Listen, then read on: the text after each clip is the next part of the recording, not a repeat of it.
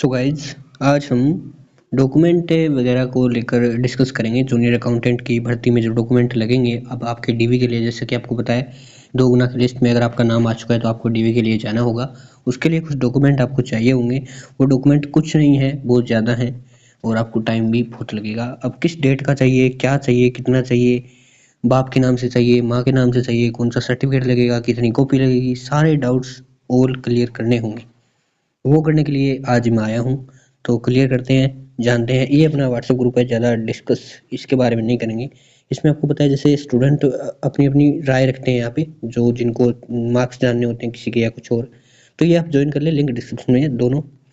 और अपना जो मेन मुद्दा है वो टेलीग्राम में मिलेगा। ये जो आपको डॉक्यूमेंट की लिस्ट है जिसके मतलब फील करने आपको, जैसे ये चरित्र प्रमाण पत्र, इनके सैंपल्स आपको चाहिए होते हैं, वो टेलीग्राम पे मिलेंगे। ये सिक्योरिटी फॉर्म है जो फिल किया गया है पुराना किसी मतलब कैंडिडेट का। ये आपको सिर्फ ओरिजिनल दिखाने के लिए है कि कैसे क्या होता है, क्या फिल करना होता है। तो इनको भी छोड़ेंगे, अभी डॉक्यूमेंट की लिस्ट की बात करेंगे। पहले मैं आपको दिखाता हूँ, ये चरित्र प्रमाण पत्र है जो आपको डॉक्यूमेंट में बताऊंगा, उनमें बताऊंगा। ये लगेगा एक तो। ये सिक्योरिटी फॉर्म है जो आपको डीवी के टाइम लगेगा। जैसे डीवी का जो आपका नोटिफिकेशन जारी किया जाएगा उसके बाद आपको ये फिलअप करना है, अभी नहीं करना तो छोड़ो उसको, तो उस टाइम देख लेना ये। और एक इसमें चीज़ दिखाता हूँ, पहले इसको खोल लेता हूँ। इसमें देखिए जो ये पोस्टल ऑर्डर है ये लगेगा, ये मैं आपको डॉक्यूमेंट में बताऊंगा। पोस्टल ऑर्डर है, ये आपको जरूर देना ही देना है, 100 रुपये का। नहीं तो आप 50-50 के 2 लगा सकते हैं अगर 100 का ना मिले तो, वरना 100 का लगा सकते हैं। 100 का 1 और 50 के 2, ये पूरा दिया गया है। ये सैंपल आप चेक कर लेना, मैं यहाँ बताने बैठूँ बहुत टाइम लग जाएगा। अपना जो मेन मुद्दा है हम उस पर डिस्कस करेंगे। ये रहा, ये डॉक्यूमेंट की लिस्ट है, एक एक अपने हाथों से भी बनाया है मैंने। कोई कमी में रह गई है तो आप बता देना। देखिए, भारतीय पोस्टल ऑर्डर 100 रुपये का जो मैंने आपको दिखाया था, प्लस उसकी 1 कॉपी लगेगी। ओके, सिक्योरिटी फॉर्म आपको ओरिजिनल 2 कॉपी देनी होगी। डीवी के टाइम ये होगा जब आपका नोटिफिकेशन जारी किया जाएगा, एसएसओ में आपको सिक्योरिटी फॉर्म भरना होगा, तो वहां से आप कर सकते हैं। ये उस टाइम बता दूंगा, मैं आपको फुल वीडियो डाल दूंगा, इसकी कोई टेंशन नहीं है। सिक्योरिटी फॉर्म के बारे में आपको अभी कोई टेंशन नहीं लेना है। 10वीं 12वीं की मार्कशीट और सर्टिफिकेट। अब सर्टिफिकेट क्या चीज़ है, जैसे 2007 या 2010 कहूँगा, जो भी है, मेरे कन्फर्म याद नहीं है 2007 था या 2010 था। उससे पहले जो मार्कशीट आती थी उनके लिए जो सर्टिफिकेट होते थे उनके, वो अलग दिए जाते थे, मतलब अलग एक पेज होता था। लेकिन बाद में क्या हुआ कि 10वीं 12वीं मार्कशीट में जो पीछे आने लगा वही आने लगा सर्टिफिकेट। लेकिन जो पीछे की मार्कशीट है 2007 से पुरानी या 2010 से पुरानी कहूँगा, दोनों में एक सन है, कौन सी याद नहीं, उससे पुराने में आता था ये, तो आप वो अलग अलग कर सकते हैं। प्लस RSCIT और ग्रेजुएशन मार्कशीट की आपको बताइए, तो वो है एलिजिबिलिटी है इस भर्ती में फॉर्म भरने के लिए, ये तो जरूरी चाहिए होंगी। अब बात करेंगे डिग्री नहीं है तो आप क्या करेंगे। मतलब आपके पास डिग्री नहीं है तो आप क्या करेंगे, जो तीनों ईयर की मार्कशीट होती है वो तो आपको देनी देनी है, प्लस प्रोविजनल एक सर्टिफिकेट कॉलेज से लाकर देना है कि अभी डिग्री जो है प्रोवाइड नहीं कराई गई है किसी स्टूडेंट को, तो उसके चलते आपको ये प्रोविजनल सर्टिफिकेट देना होगा। और डिग्री आपके पास नहीं तो तीनों ईयर की मार्कशीट तो जरूरी देनी होगी। अगर आपने कोई हायर डिग्री कर रखी है, जैसे जो भी कर रखा है, मतलब ग्रेजुएशन से ऊपर जो डिग्री है वो कर रखी है आपने, अब इसमें एक प्रपत्र 3 है, इसका क्या करना है। जैसे कॉलेज से अंक तालिका आ जाए तो आपको इसको जमा करवाएंगे विभाग में। तो ये इसलिए है कि आपका मान लीजिए अंक तालिका भी नहीं आई है, क्योंकि आपको मार्कशीट जो देनी होती है 3rd ईयर की, अगर वो भी नहीं आई है तो उसके लिए आपको एक प्रपत्र 3 भरना होता है। वो मैं आपको उस टाइम बता दूंगा, आगे उसकी भी एक वीडियो ले आएंगे। अब मार्कशीट मिस्टेक और अदर डॉक्यूमेंट में अगर कोई मिस्टेक है, कोई नाम की, कोई डेट ऑफ बर्थ की, जो भी है, तो वो पहले तो या तो आप चेंज करवाने की कोशिश करिए। अगर आपको पता है कि इतने दिन में चेंज नहीं हो सकता या इसमें हो ही नहीं सकता चेंज, तो उसके लिए आपको एक एफिडेविट लगाना होगा। अब अगर आप बात करें कि जैसे 2-3 डॉक्यूमेंट में गलत है तो उनका एक ही एफिडेविट बनेगा या तीनों अलग अलग अलग बनेंगे भाई सबके एफिडेविट। ओके, तो सारे डाउट क्लियर करते चलूंगा, कोई हो पूछ लेना, अपना अपना डाउट कमेंट में रख देना, व्हाट्सएप ग्रुप पे वहाँ पे रख लेना। टेलीग्राम में पूछ नहीं सकते आप, वहाँ पे लिख सकते हैं, लेकिन व्हाट्सएप में पूछ सकते हैं, पूछ जरूर लेना। मूल निवास ये एक ही बार बनता है, आपको पता है, डिजिटल मूल निवास चाहिए होगा, ध्यान रखना। और कास्ट सर्टिफिकेट, ये आपका मूल निवास से 10 साल पुराना, 8 साल पुराना है, चल जाएगा, कोई दिक्कत नहीं है। कास्ट सर्टिफिकेट आपको बस डिजिटल होना चाहिए। और कास्ट सर्टिफिकेट आपका जो है, जो आपका कास्ट सर्टिफिकेट है वो ये 26/7/2023 से पूर्व का होना चाहिए, साफ मेंशन किया गया है फॉर्म में, ध्यान से उस फॉर्म को पढ़ लेना। ओके, ये डेट याद रखना, आवेदन की तिथि से पहले का होना चाहिए आपका।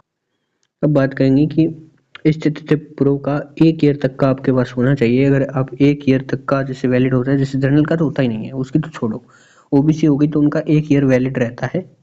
उसमें भी नॉन क्रीमिलियर और क्रीमिलियर होता है। क्रीमिलियर का तो जैसे वैलिड ही होता है, लेकिन नॉन क्रीमिलियर का 1 ईयर के बाद फिर से बनवाना पड़ता है, तो उनके लिए ये वैलिड होगा 1 ईयर तक। बाकी आप उसको 2 ईयर तक वैलिड और कर सकते हैं। आपका अगर मान लीजिए 2 साल पुराना है तो भी चल जाएगा। उसके लिए आपको एक एफिडेविट लगवाना होगा, मतलब आप टोटल 3 साल तक उसको बना सकते हैं। 1 ईयर तक को आपको कुछ नहीं लगाना, 1 ईयर तक तो सीधा ही मान्य हो जाएगा, लेकिन 2 ईयर का पुराना है आपका या 3 साल पुराना है तो आपको विद एफिडेविट लगाना होगा। ओके, कास्ट सर्टिफिकेट में ये कंडीशन है।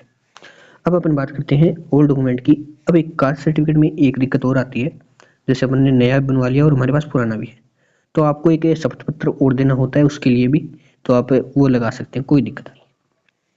ओल्ड डॉक्यूमेंट जैसे 26/7/23 के पहले का होना चाहिए सारे डॉक्यूमेंट। ये बात मैंने मेंशन की है इसलिए अलग से, क्योंकि जहाँ ये लिखा है इससे पहले के होने चाहिए आपके डॉक्यूमेंट। ओके, अब इसमें कोई दिक्कत हो तो पूछ लेना। कास्ट सर्टिफिकेट पिता के नाम पर, और जो महिला के लिए भी है वो भी पिता के नाम पर होना चाहिए, ये जरूरी है, क्योंकि जैसे ये पिता के नाम पर होता है, बाकी तो महिला के लिए ये समस्या आती है कि जैसे हम मानते हैं कि पति के नाम पर चला जाए, तो ऐसा नहीं है, ये महिला का भी पिता के नाम पर ही होगा, ध्यान रखना इस बात को।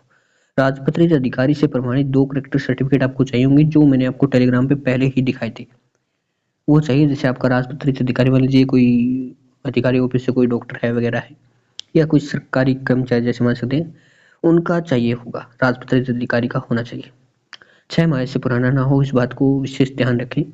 और सरकारी कर्मचारी को संतोषजनक प्रमाण पत्र देना होगा, यानी कि आप सरकारी कर्मचारी हैं पहले से, तो आपने जहाँ पर ये ड्यूटी की थी वहां से आपको लिखवाना होगा कि आपने संतोषप्रद यहाँ पे सेवा दी है अपनी, उसका एक प्रमाण पत्र चाहिए होगा आपको। ओके, ये हो गए इतने डॉक्यूमेंट देखते जाओ। चरित्र प्रमाण पत्र, अब करेक्टर सर्टिफिकेट चाहिए होगा। करेक्टर सर्टिफिकेट टोटल तो 3 चाहिए होते हैं, जो 2 मैंने आपको पहले बता दिए गजेटेड अधिकारी वाले, और जो एक चरित्र प्रमाण पत्र आपका जैसे आपने कॉलेज किया है लास्ट ईयर, तो वहां से आपको मिलेगा, कॉलेज आपको देगा। और चरित्र प्रमाण पत्र आपके टोटल 3 लगेंगे, ध्यान रखना, एक ये हो गया और 2 गजेटेड अधिकारी वाले हो गए। आइडेंटिटी प्रूफ आपको Aadhaar card, PAN card, voter ID card, जो भी है एक चीज ले जा सकते हैं, आपको कोई दिक्कत नहीं है। आधार कार्ड और पैन कार्ड ज्यादातर चलते हैं, तो ये ले जाना भाई। आवेदन पत्र में वार्षिक आय अगर आपने 2.5 लाख से कम भरी है तो आपको आय प्रमाण पत्र देना होगा पिता के नाम से। मैं प्रेफर करूंगा पिता के नाम से भाई, कोई कह रहे हैं अपने नाम से दे सकते हैं, दे भी सकते हैं, लेकिन मैं प्रेफर करूंगा कि पिता के नाम से आप ये जरूर दें।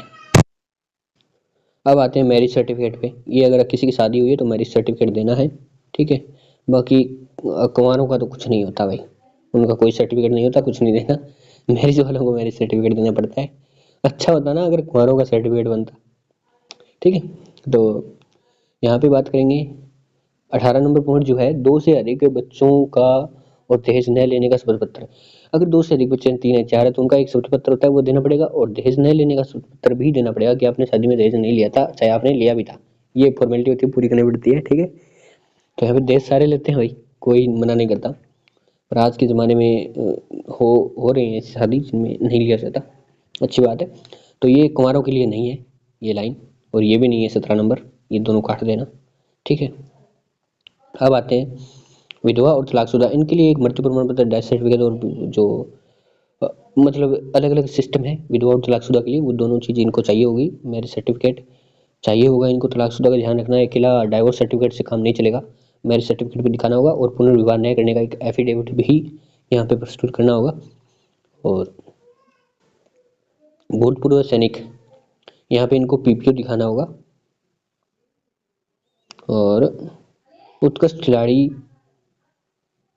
और विकलांग हो तो उनसे संबंधित आपको जो प्रमाण पत्र होता है वो दिखाना होगा। गवर्नमेंट एम्प्लॉय को NOC जो है लेनी होगी। और एप्लीकेशन फॉर्म यहाँ पे आपको जरूर डालना होगा, उसकी 2 कॉपी डलेगी एप्लीकेशन फॉर्म की, ध्यान रखना। SSO पे आपको मिल जाएगा, एडमिट कार्ड भी SSO पे मिल जाएगा, चेक कर लेना।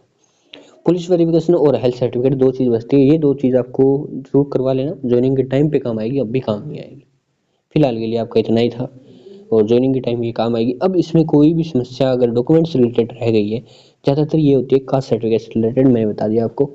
यहाँ पे आपका 3 साल तक कास्ट सर्टिफिकेट वैलिड हो सकता है, ध्यान रखना। और जो आय प्रमाण पत्र है वो पिता के नाम पर ही बनाए, अगर आपने 2.5 लाख से कम आय भरी है तो।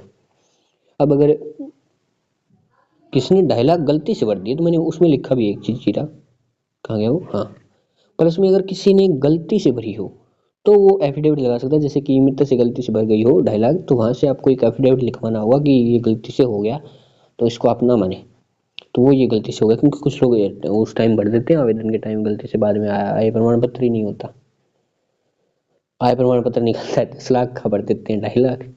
तो वो गलती से आपको एक एफिडेविट लिखवाना होगा, एफिडेविट गलती से नहीं, एफिडेविट तो सही लिखवाना होगा, वो गलती